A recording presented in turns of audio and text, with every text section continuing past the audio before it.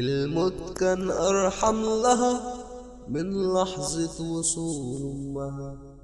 بتجري على المستشفى أول مرة تخاف تبقى في حضنها. الأم للدكتور طمني أرجوك بنتي في خطر. رد وعينه في الأرض المغتصبة ملهاش أثر.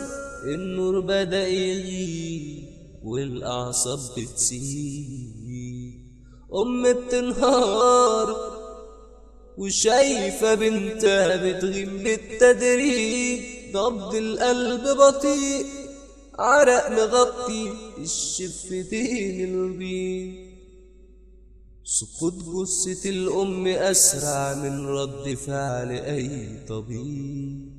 وتمر 4 شهور باب البنت عليها مقفول. ما بتنامش وما بتاكلش وما بيدخلش اوضتها نور. وده حالها لحد وصول محضر من المحكمة بيقول جلسة نطق الحكم على الجناه بعد 18 يوم. يمكن لو كان عليها ما كانتش تشيلها يوم رجليها للفضيحة وسط القاعة لما ينادوا المجني عليها. لكن موت أمها وصل لها إن الانتقام آخر أمل للأم عشان ترتاح داخل قبرها. وتبدأ النيابة في رسائل الفتى المنكوبة وتوجه التهم بأدلة وتطلب أقصى عقوبة. فتكسر وحدة صوت النيابة صرخة خوف.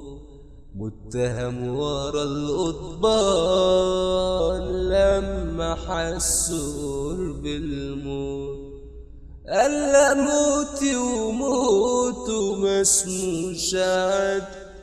متهمين الجلسة لسه أغلبهم برا الكادر في اللي سرق واللي نهى التهمة ماليها عدد.